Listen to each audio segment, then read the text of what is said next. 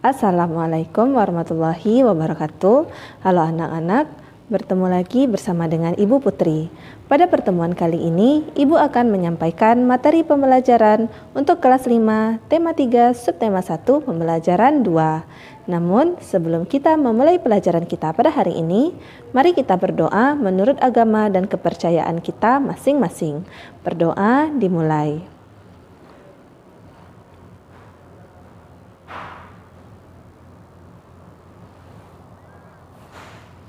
Berdoa selesai. Sebelum Ibu menyampaikan materi pembelajaran kita pada hari ini, Ibu akan menyampaikan tujuan pembelajaran yang harus kamu capai pada hari ini. Tujuan pembelajaran yang pertama yaitu siswa dapat mengenal dan menyebutkan unsur-unsur iklan. 2. Siswa dapat mengetahui organ-organ pencernaan pada manusia.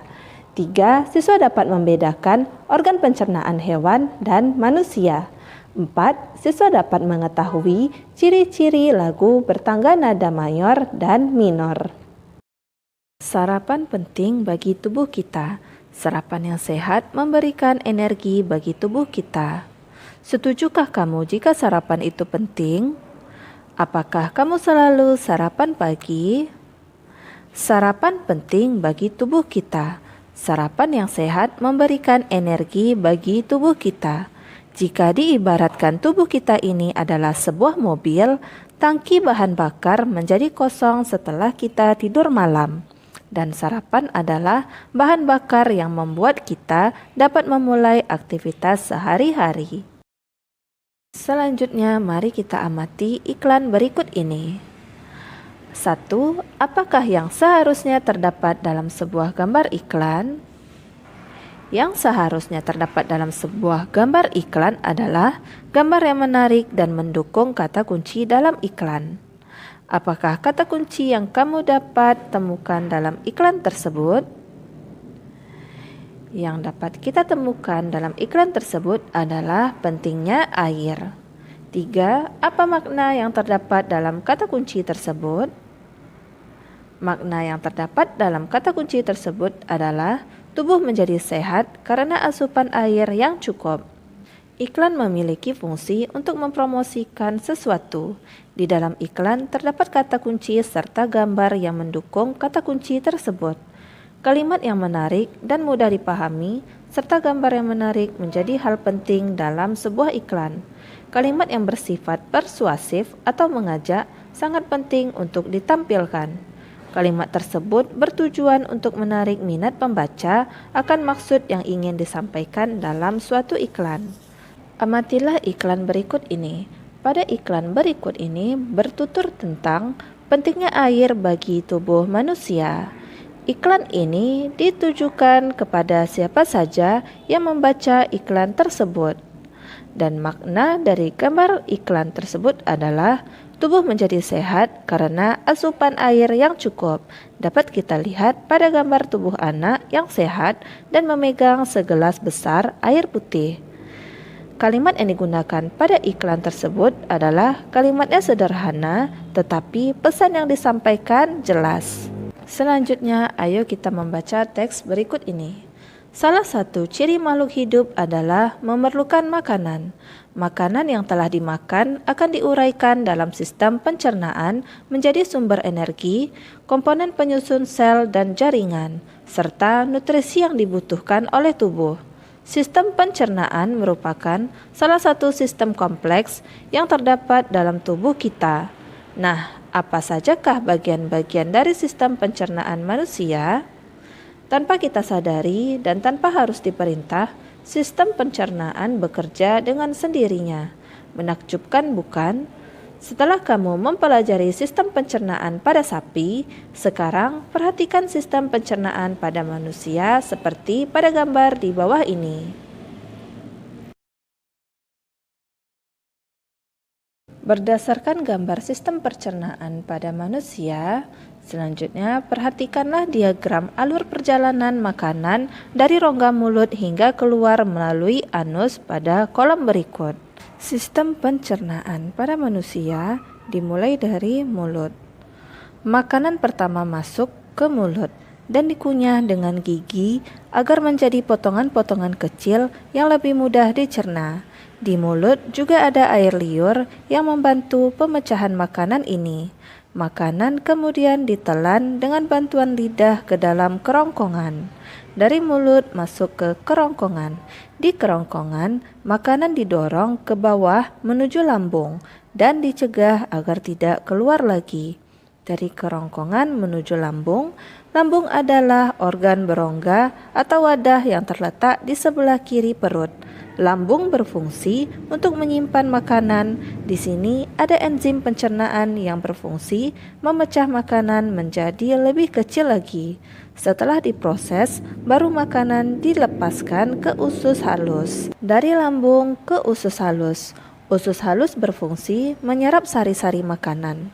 Usus halus juga memecahkan makanan sehingga menjadi lebih halus dengan bantuan enzim yang dilepas oleh pankreas dan empedu dari hati. Di bagian 8,25 meter ini, proses pencernaan berlangsung paling lama. Dari usus halus menuju usus besar. Usus besar menghubungkan usus halus dengan anus. Usus ini bertugas untuk memproses limbah yang tersisa dari proses pencernaan. Di sini air dari makanan diserap, sementara bagian yang padatnya diolah menjadi tinja dan disimpan hingga ada dorongan untuk mengeluarkannya. Dan yang terakhir dari usus besar menuju anus. Anus adalah bagian terakhir dari saluran pencernaan. Pada anus terdapat otot-otot yang berfungsi mengontrol pengeluaran tinja. Sistem pencernaan pada tubuh manusia berfungsi untuk menghancurkan makanan yang masuk ke dalam tubuh. Makanan yang semula dalam bentuk kasar dapat berubah menjadi bentuk yang lebih halus dengan bantuan gigi dan enzim. Dalam hal ini, enzim pencernaan dapat mempermudah proses penyerapan sari makanan. Selain itu, sistem pencernaan juga berfungsi untuk membuang sisa-sisa makanan yang sudah tidak diperlukan tubuh. Keberadaan zat-zat sisa tersebut dapat menjadi racun bagi tubuh manusia jika tidak dikeluarkan. Berikut ini adalah proses pencernaan makanan pada manusia. 1. Proses memasukkan makanan ke mulut. 2. Proses mengunyah makanan dengan menggunakan gigi. 3. Proses menelan makanan di kerongkongan. 4. Proses pemecahan makanan dari zat yang kompleks menjadi molekul-molekul yang lebih sederhana dengan bantuan enzim yang ada di lambung. 5. Proses penyerapan sari-sari makanan yang terjadi di usus halus. 6. Proses pengeluaran sisa-sisa makanan yang sudah tidak diperlukan oleh tubuh melalui organ anus. Fungsi umum dari sistem pencernaan manusia adalah 1. Mulut. Mulut berfungsi sebagai tempat awal masuknya makanan dan dihancurkan agar mudah untuk ditelan. 2. Kerongkongan. Kerongkongan berfungsi sebagai jembatan makanan untuk menuju ke lambung pada kerongkongan. Terdapat lipatan kecil yang disebut epiglotis yang berguna untuk mencegah kejadian tersedak saat menelan makanan. 3. Lambung. Lambung berfungsi sebagai tempat untuk menyimpan makanan saat sedang bercampur dengan enzim pencernaan.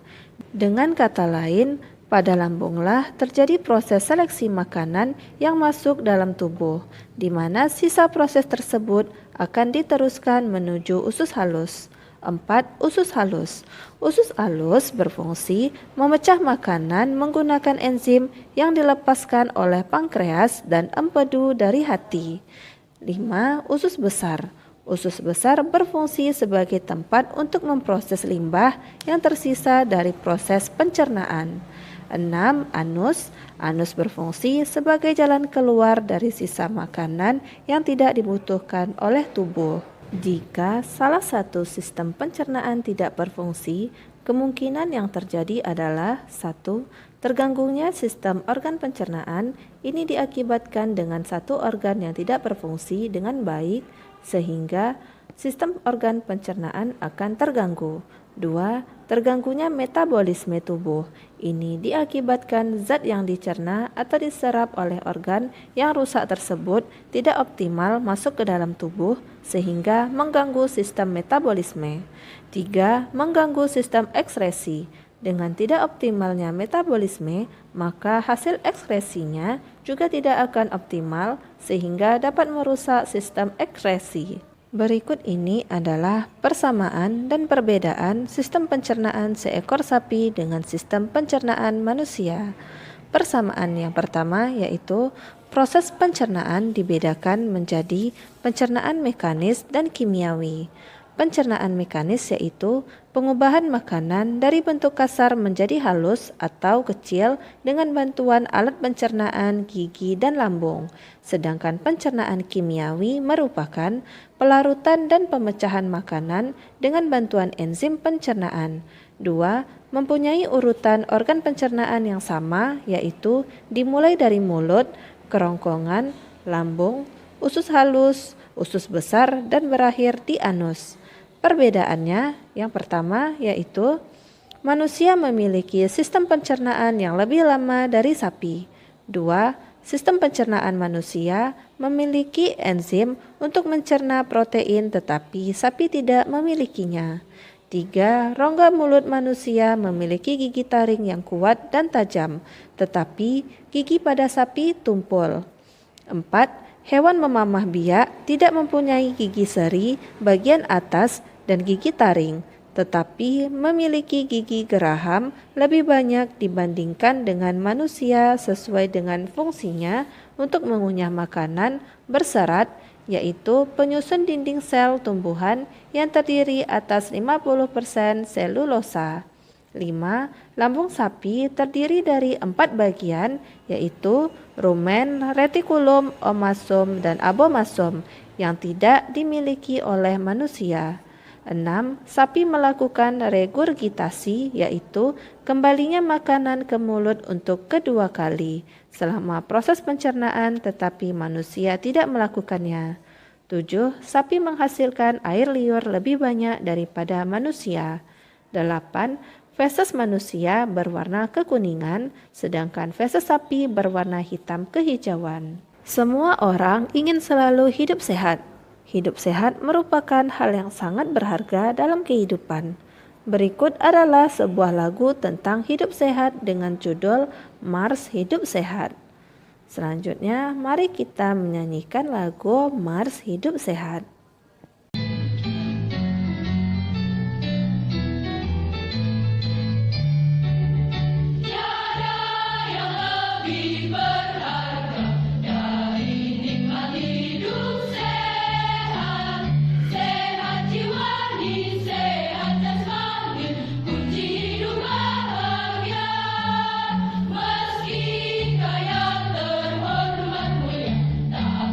Pasti menderita.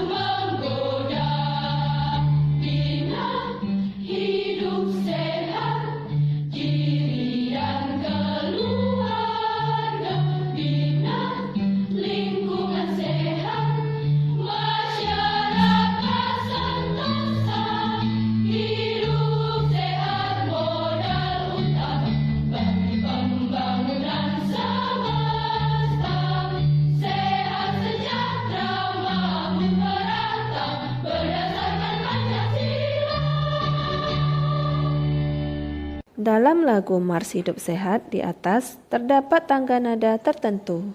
Tangga nada sendiri terbagi atas tangga nada mayor dan minor. Seperti apakah ciri lagu dengan tangga nada mayor dan minor? Bacalah bacaan di bawah ini dengan seksama.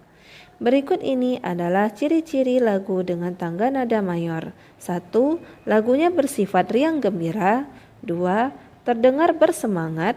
3. Umumnya diawali dan diakhiri dengan nada do. Dan berikut ini adalah ciri-ciri lagu dengan tangga nada minor. 1. Lagunya bersifat sedih. 2. Terdengar kurang bersemangat. 3. Umumnya diawali dan diakhiri dengan nada la. Pada lagu Mars Hidup Sehat memiliki tangga nada mayor karena lagu Mars tersebut dinyanyikan dengan penuh semangat, riang gembira, dan diawali dan diakhiri dengan nada do. Dan contoh lagu tangga nada mayor seperti Indonesia Raya dan Maju Tak Gentar. 2 contoh lagu bertangga nada minor seperti Himne Guru dan Ibu Kita Kartini. Demikianlah materi yang dapat Ibu sampaikan pada hari ini. Semoga apa yang telah Ibu sampaikan pada hari ini dapat bermanfaat untuk dirimu dan menambah ilmu pengetahuanmu. Jika dalam penyampaian materi ada tutur kata Ibu yang kurang berkenan, Ibu mohon maaf. Akhir kata, wassalamualaikum warahmatullahi wabarakatuh.